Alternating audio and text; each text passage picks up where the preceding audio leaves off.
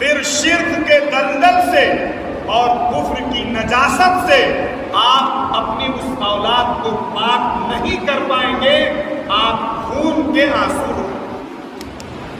باطل نے اس پر محنت کی، کوشش کی۔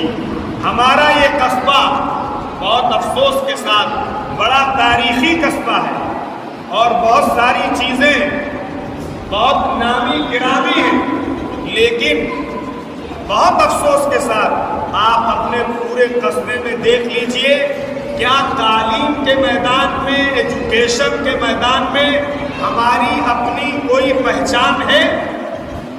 کوئی ہمارا بڑا انسٹیٹیوشن، کوئی ہمارا بڑا کالج، کوئی ہمارا بالکل جو ہے ویل فرنشڈ اور بہت ہی ہائی اسٹرکچر، انفراسٹرکچر کا کوئی اسکول ہمارے پاس ہے؟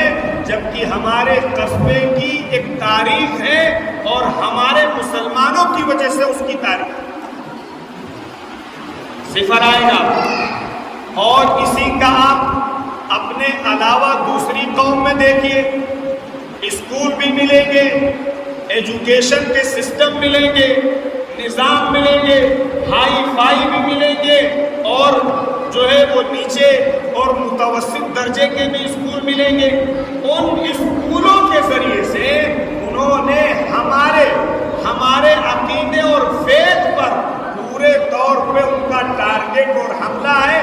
ہم اور آپ نہیں، وہ جانتے ہیں کہ ہم آپ تو بچ جائیں گے، لیکن ہمارے بچے اس سے بچ نہیں سکتے۔